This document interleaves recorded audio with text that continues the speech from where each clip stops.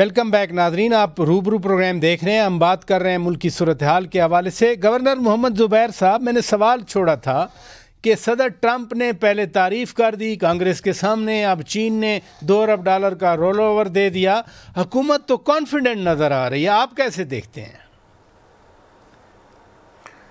दोनों डिफरेंट चीज़ें। चीन का रोल ओवर करना पॉजिटिव चीज़ है पाकिस्तान के फॉरेन एक्सचेंज रिजर्व्स के हवाले से, और उसके पॉजिटिव ही असरात होंगे। जो प्रेसिडेंट ट्रंप का है उस पर मैं राय उस तरह से तो नहीं दे सकता कि चूँकि जब भी अमेरिका ने हमारा शुक्रिया अदा किया है तो पाकिस्तान के लॉन्ग टर्म नताइज उसके ख़राब ही निकले। चाहे वो अयूब खान के वक्त में हमने सीटो सेंटो ज्वाइन किया था और उनके बिहाफ पर एंटी कम्युनिस्ट ब्लॉक का हिस्सा बने, और उसके कॉन्सिक्वेंसेस हमने देखे कि रूस हमारे से इतना नाराज़ हुआ कि सन 71 में जो हमारे साथ हुआ, और फिर हम मुड़ के कह रहे थे कि हम इतना झुकाव हमारा अमेरिका की तरफ हो गया था। और इसी तरह 79 के सोवियत ऑक्यूपेशन के बाद भी उन्होंने हमारा शुक्रिया अदा किया था ज़िया-उल-हक का, और उनको डार्लिंग बना दिया था। वाइट हाउस जाते थे और इकनॉमिक एड भी आती थी। 9/11 के बाद भी आपने देखा। लेकिन इन सब के बावजूद जो पाकिस्तान की सोसाइटी में बिगाड़ आया, जो यहाँ टेररिज्म शुरू हुई, आज आपने शुरू में इंट्रोडक्शन में टेररिज्म का जिक्र किया था, ये कहाँ से पैदा हुई थी? 1979 से पहले तो नहीं थी। सो पाकिस्तान एक फ्रंटलाइन स्टेट बना और अमेरिका की जंग में कूदा। हो सकता है उसमें हमारा भी कॉमन कॉज था, लेकिन पाकिस्तान के अवाम जो थे उसको ये समझे थे कि मैं टेररिज्म पे आता हूँ। मैं गवर्नर साहब टेररिज्म पे आता हूँ, मेरे पास स्पेसिफिक उस पर क्वेश्चन हैं। लेकिन ये देखें ना, जिन मसाइल की आप बात कर रहे हैं वो कहीं ना कहीं कोई ना कोई एक वर्किंग रिलेशनशिप चाहते हैं। मैं ये नहीं कह रहा कि पार्टीज मर्ज हो जाएं, वो अपना अपना हर एक का नज़रिया है, आइडियालॉजी है। कल सदर का खिताब है, अभी तक JUI PTI जो अलायंस की बात हो रही थी नहीं बन पाया, जो हुकूमत के कॉन्फिडेंस की बात कर रहा था। कल एहतजाज कर सकती हैं इकट्ठी JUI और PTI? क्या नज़र आता है आपको कल के हवाले से? मैं तो हमेशा इसके खिलाफ हूँ जी। सदर का जब खिताब हो तो सबको बैठ के सुनना चाहिए। अगर एक आध एतराज़ कोई बोलना चाहता है तो उसका एक आध दफ़ा, बट वो जिस तरह से हमारे यहाँ एहतजाज होता है, घेराव हो जाता है, कॉपियाँ फाड़ी जाती हैं, आई डोंट नो कब जो भी हमारी अपोजिशन पार्टीज होती हैं उनको कब समझ आएगी उससे क्या मतलब आपको क्या पॉलिटिकल गेन होता है as a result of that. उसकी बात सुन लें, प्रेसिडेंट की बात सुन लें। अगर आप कहते हैं कि जी प्रेसिडेंट लेजिटिमेट नहीं है, फॉर एग्जांपल जैसे मुशर्रफ साहब भी आते थे, वर्दी में भी आते थे, तो बहुत बेइज्जती की बात पार्लियामेंट के लिए। लेकिन ज़ाहिर है खिताब वो हर जगह करते थे, यहाँ भी आके खिताब कर लें। और कल जरदारी साहब आएंगे, जरदारी साहब जो भी बात करना चाहेंगे उनकी बात सुन लें। एक आध एतराज़ करना और जैसे कोई नॉर्मल स्पीच होती है उसमें एतराज़ होता है, उस हद तक तो सही है। लेकिन ये जिस तरह से माहौल क्रिएट किया जाता है, I totally disagree with that approach. न्याय साहब, ये जो अपोजिशन इकट्ठी नहीं हो पाई, आप कैसे देखते हैं? JUI PTI स्पेशली, कोई स्ट्रक्चरल प्रॉब्लम है जिसकी वजह से आ नहीं सके, या सरकार की कोई हिकमत अमली है जिसकी वजह से वो इकट्ठे नहीं हो सके? अभी तक बातें तो बहुत हो गई। अब क्या कहा जा सकता है? मेरे नज़दीक तो जो मेजर इश्यूज़ हैं, जो वाइटल इश्यूज़ हैं, जो मैटर करते हैं, उस पर तो मैंने गवर्नमेंट अपोजिशन को एक ही पेज पे देखा है।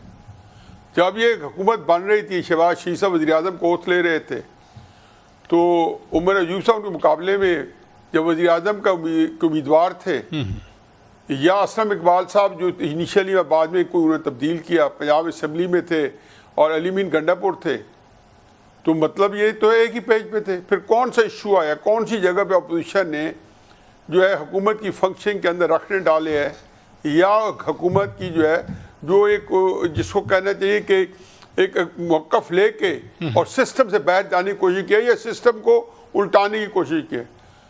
पीछे तो जितनी मददगार है, मैं तो 26वीं तरमीम के अंदर मेरा तो बिल्कुल एक जो है ईमान है और एक अकीदा है कि जी जो 26वीं तरमीम है उसमें PTI और साबिक़ अपोजिशन ऑन बोर्ड थी, और फिर बाकी वोट देना ना देना, सेनेटर कामरान मुर्तज़ा साहब भी कहते हैं, कॉपी फाड़ना।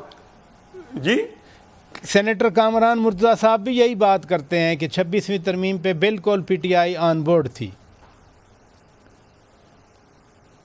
सारे ऑन बोर्ड थे। मैं तो ये कह रहा हूँ कि जी आप मेरे नज़दीक अभी तक अपोजिशन को ऐसी बात नहीं कर, लेकिन मुझे अफसोस जो होता है कि अपोजिशन को वो कहते हैं ना, वो संजू ने आज 3000 साल पहले कहा था कि चाइनीज जो फिलोसफर था, जर्नल था, कि know your self know your enemy.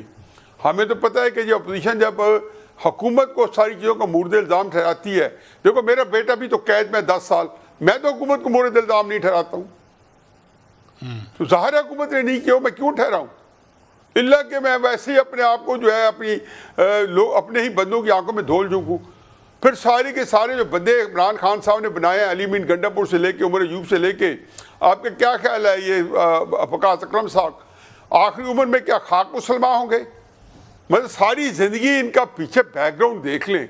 मतलब इमरान खान को साहब को बाजवा के वक्त में आप गालियाँ दे भी लेते तो क्या फ़र्क पड़ता था? तो चुनांचे नवाज शरीफ साहब ने जब 20 अक्टूबर गुजरावां में तकरीर की थी तो क्या कहा था कि इमरान खान साहब से 2020 की बात कर रहा हूँ कि हमारी इमरान खान साहब से कोई दुश्मनी नहीं है। मेरी शिकायत, मेरी जो हमारे साथ ज्यादतियाँ बाजवा तुमने की है, फैज़ अमीर तुमने की है, ऐसा चाहिए अपोजिशन को कि वो आए सामने और बताएं कि उनके साथ जो खेला जा रहा है खेल वो कौन खेल रहा है। फिर आप पीछे से पता नहीं, अब कल को पता चले जी इमरान खान साहब मुज़ाकरात हो गए हैं, हम कौन, अल्लाह ही जाने कौन। अच्छा, ये बड़ी इंटरेस्टिंग आपने बात की, आपने न्याय साहब बड़ी आपको इंकशाफात होना शुरू हो जाएंगे, बड़ी इंटरेस्टिंग बात की कि पता नहीं मुज़ाकरात हो जाएं। मलिक साहब, ये हवा में रहती है बात कि जी एस्टेब्लिशमेंट के साथ कोई बैकडोर चैनल है, मुज़ाकरात हो रहे हैं, मुज़ाकरात नहीं हो रहे, जैसे न्याय साहब कह रहे हैं कि कुछ भी हो सकता है। लेकिन जो बात न्याय साहब कर रहे हैं कि कोई चैलेंज करे, अगर कोई चैलेंज करता है तो फिर देखें ना 9 मई भी हो जाता है पाकिस्तान में।